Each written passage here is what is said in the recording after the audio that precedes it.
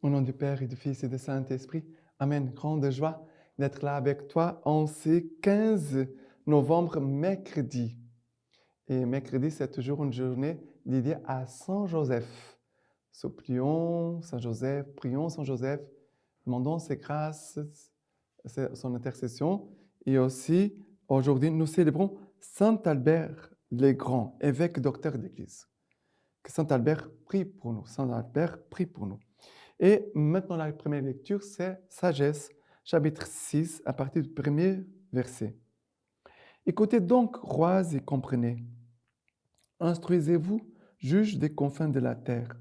Prêtez l'oreille, vous que dominez sur la multitude, qui vous, qui vous enorgueillissez des foules des nations. Car c'est le Seigneur qui vous a donné la domination et le Très-Haut le pouvoir. C'est lui qui examinera vos œuvres et scrutera vos desseins. Si donc, étant serviteur de son royaume, vous n'avez pas jugé droitement, ni observé la loi, ni suivi la volonté de Dieu, il fondra sur vous d'une manière terrifiante et rapide. Un jugement inexorable s'exerce en effet sur les gens haut placés. Aux petits, par pitié, on pardonne, mais les puissants seront examinés puissamment, car le maître de tous ne recule devant personne. La grandeur ne lui en impose pas. Petits et grands, c'est lui qui les a faits, et de tous il prend un soin pareil. Mais une enquête sévère attend les forts. C'est donc à vous, souverains, qui s'adressent mes paroles, pour que vous appreniez la sagesse et évitiez les fautes. Car ceux qui observent saintement les choses saintes seront reconnus saints, et ceux qui s'en laissent instruire trouveront de quoi se justifier. Désirez donc mes paroles, aspirez à elles, et vous serez instruits. Alors, ici, le livre de la sagesse parle au roi, parle à ceux qui ont un pouvoir. On pourrait parler à ceux qui ont des grandes charges dans le monde. Et il dit, prêtez l'oreille, vous qui dominez sur la multitude, qui vous enorgueillissez des foules des nations. Ça veut dire, ici, le roi, ce n'est pas seulement la question d'avoir une charge, un pouvoir, mais c'est l'orgueil qui est derrière.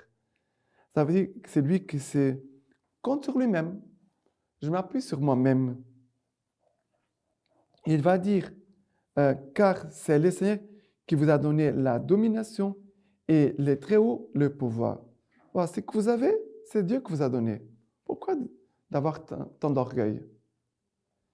Et après, il va dire, c'est lui qui examinera vos œuvres et scrutera vos desseins.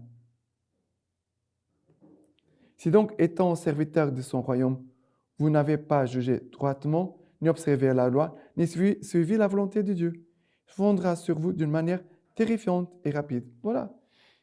Le problème, ce n'est pas être roi. Le problème, ce n'est pas d'avoir un pouvoir. Et ici, le problème, c'est l'orgueil et de vouloir dominer les autres. Il dit après, le livre de la sagesse, si donc, étant serviteur de son royaume, vous n'avez pas jugé droitement. Ça veut dire, vous êtes au service de son royaume, mais vous n'avez pas jugé droitement. Vous n'avez pas observé la loi du Seigneur. Vous avez fait votre loi. Vous n'avez suivi la volonté de Dieu. Vous avez fait votre volonté. Alors, il fondra sur vous d'une manière terrifiante. Il fondra sur vous d'une manière terrifiante et rapide. Voilà, cet avertissement que le Seigneur fait à ceux qui ont un pouvoir, mais qui exercent leur pouvoir, non pas selon le cœur de Dieu, mais selon leur propre cœur, selon leur propre pensée. Et après, le verset 7 dit, « Car le maître de tous ne recule devant personne. » La grandeur ne lui en impose pas.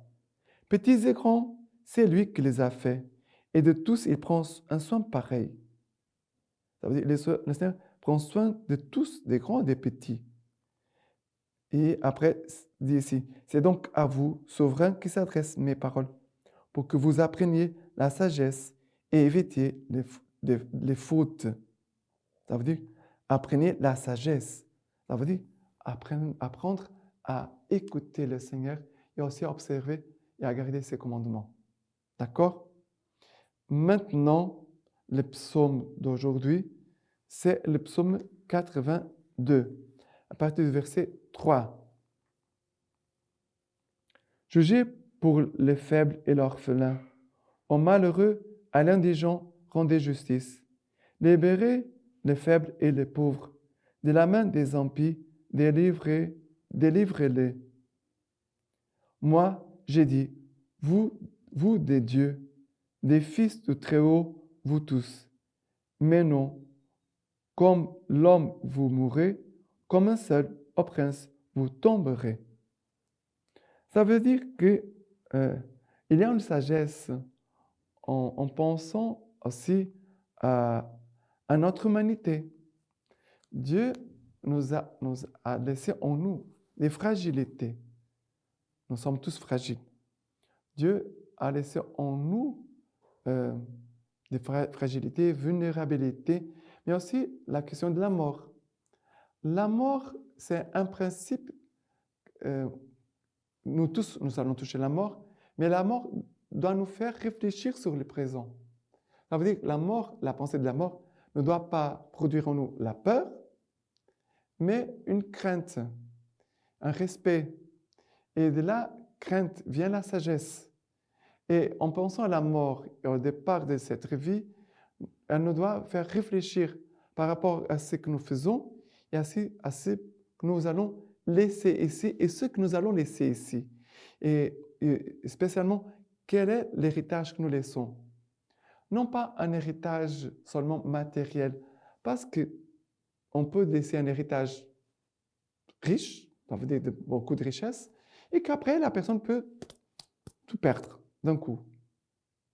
Mais ce que la personne garde en soi, au-dedans de soi, personne ne pourra enlever. Et c'est cette richesse qui va nous accompagner tout au long de notre vie.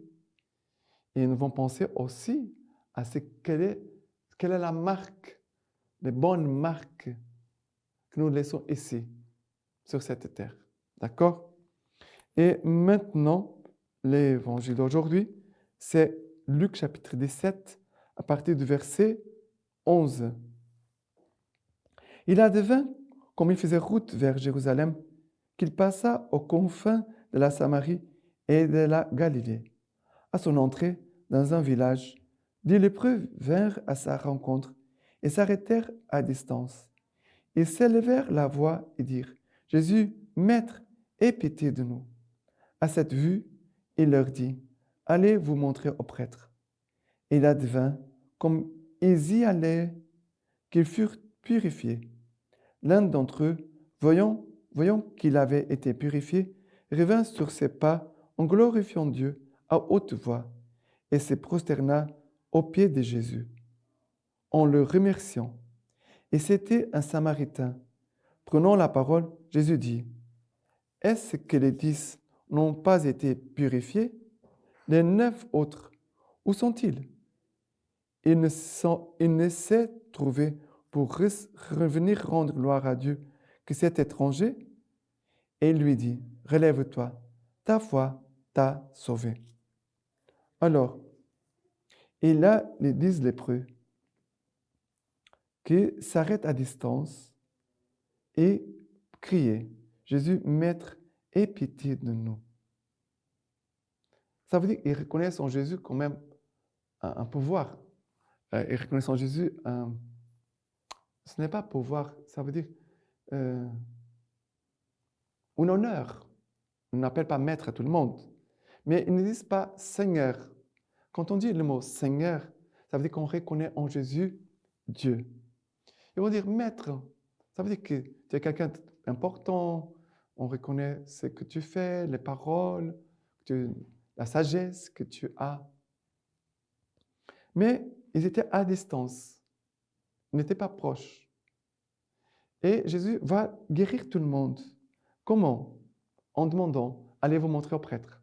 Jésus va guérir tout le monde. Et ils ont été guéris en allant, par obéissance, rencontrer les prêtres. Parce que c'était les prêtres, à l'époque de Jésus, qui pouvaient attester que la personne avait été guérie, qu'elle avait été délivrée de la lèpre. Jésus a demandé seulement ça. Et en chemin, ils sont guéris.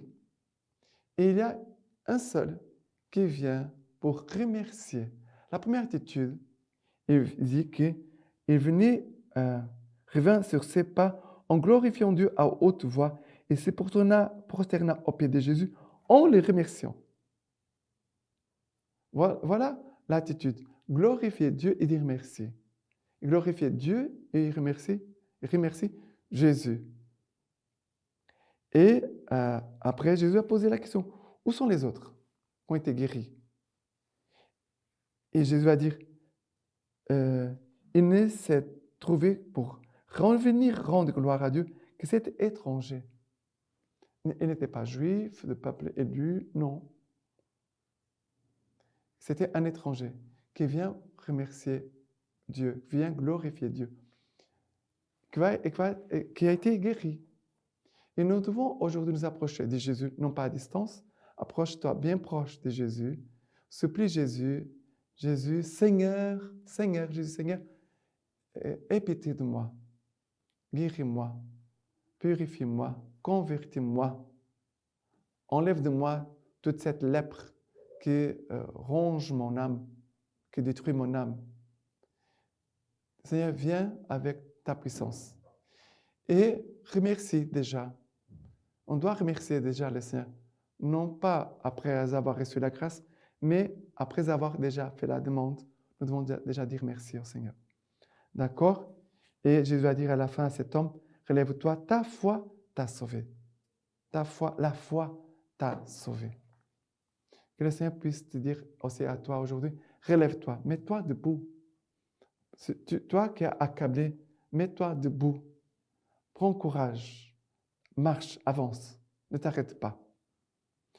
Et la lecture patristique de Saint Albert le Grand, commentaire de l'Évangile de Luc, nous dit ceci. Faites cela en mémoire de moi. Dans cette parole, deux choses sont à relever. La première, c'est que le Seigneur nous prescrit la pratique de ces sacrements. C'est qu'il signale quand il dit « Faites cela ». La seconde, c'est qu'il doit être le mémorial du Seigneur qui s'en allait pour nous à la mort. Il dit donc, faites cela. Il ne pouvait nous prescrire rien de plus utile, rien de plus doux, rien de plus salubre, rien de plus aimable, rien de mieux accordé à la vie éternelle. Et nous allons le montrer en détail. Ce sacrement est utile au pardon des péchés. Le sacrement de l'Eucharistie est très utile au pardon des péchés, très utile pour que notre vie ait la plénitude de la grâce. Le Père des esprits nous forme à ce qui est utile pour que nous recevions sa sainteté. Maintenant, je vous laisse la bénédiction par les mains toutes pures de la Vierge Marie. Dieu Tout-Puissant vous bénisse et vous garde, le Père, le Fils et le Saint-Esprit. Amen.